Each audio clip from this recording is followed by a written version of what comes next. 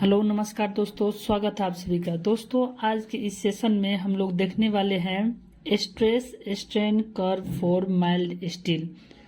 जो stress strain curve for mild steel drawn जो है ये हम बीटेक और डिप्लोमा में पढ़ते क्यों है और इसको जो है हम अपने जीवन में रोजमर्रा की जिंदगी में कैसे इसको हम विजुअलाइज कर सकते हैं, देख सकते हैं। तो हम इसे समझने के लिए सबसे पहले हम कुछ देखेंगे, जैसे कि जितना लोड बढ़ता है उसी तरह से हम लेबर को प्रिफेयर करते हैं। और जैसे कि कोई एक बोरा कोई चावल उठाना है तो हम एक लेबर को हायर करेंगे, और जैसे कि 5 बोरा चावल हो गया तो 5 लेबर को हायर करना पड़ता है। इसी तरीके से जितना स्ट्रेस बढ़ता है उतना स्ट्रेन बढ़ेगा। ठीक है दोस्तों, तो हम सबसे पहले ये समझने से पहले हम स्क्रीन पर जो है हम आपको एक ब्रिज दिखाना चाहते हैं। अभी स्क्रीन पर ब्रिज देख रहे हैं, उसके बाद क्रेन भी देखिए, उसके बाद ट्रेन स्प्रिंग देखिए, ट्रेन के जब स्प्रिंग होता है तो ये क्या होता है। जैसे कि ब्रिज अभी देखिए तो ब्रिज में क्या होता है, कितना दिन तक हमारा ब्रिज टिकेगा और क्रेन जो है ये कितना लोड बियर कर सकता है, उठा सकता है। उसके बाद ट्रेन को जो स्प्रिंग जो देखे तो वो कितना वो अप और डाउन हो रहा है। ठीक है दोस्तों, तो इसीलिए यहाँ पर हम देखते हैं, जैसे कि यहाँ पर इसमें हम देख सकते हैं, यहाँ पर जो है ये स्ट्रेस जितना बढ़ाया उतना ही यहाँ पर स्ट्रेन बढ़ रहा है। तो जैसे कि यहाँ पर हम देख सकते हैं ये पॉइंट यहाँ पर देते हुए ये स्ट्रेट लाइन बढ़ा। ठीक है दोस्तों, तो ये क्या हुआ, प्रोपोर्शनल लिमिट, ये ए तक जो आया ये प्रोपोर्शनैलिटी लिमिट हुआ।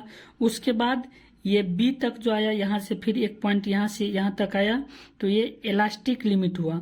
उसके बाद ये फिर एक कर्व बना और ऊपर तानते गए, इसको हम खींचते गए तो ये क्या हुआ, अपर यील्ड लिमिट।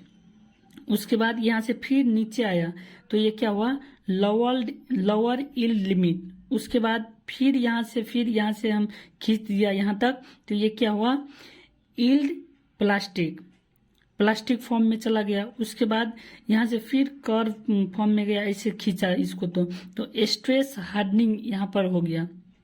ठीक है दोस्तों, डी से लेकर ई तक स्ट्रेस हार्डनिंग और सी से लेकर डी तक ये यील्ड प्लास्टिक और डी से ई तक स्ट्रेस हार्डनिंग। उसके बाद ये कर्व वहां पर बन गया, ये ऊपर में ये जो चला गया अल्टीमेट लिमिट तक इसको हम खींच दिए।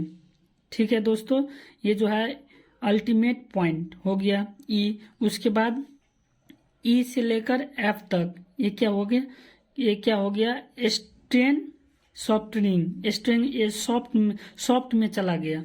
ठीक है दोस्तों, उसके बाद जो है ये एफ ये क्या हो गया, लास्ट में यहाँ से जो है ये फ्रैक्चर पॉइंट हो जाता है, फ्रैक्चर पॉइंट बोल सकते हैं, नहीं तो इसको हम ब्रेकिंग पॉइंट, यहाँ से हमारा ब्रेक हो चुका।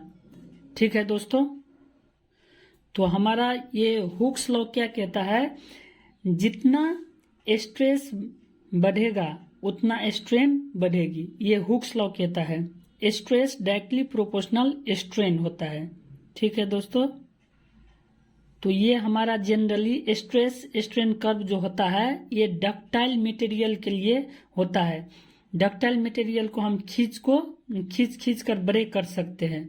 ठीक है दोस्तों, तो आज हम लोग देखे stress strain curve for mild steel कहाँ पर यूज होता है और कैसा रहता है, ये हमने इसका डायग्राम भी देखे, समझे, और ये हम अपनी रोजमर्रा की जिंदगी में कैसे हम इसको विजुअलाइज कर सकते हैं। ठीक है, ये वीडियो देखने के लिए आप सभी को बहुत बहुत धन्यवाद।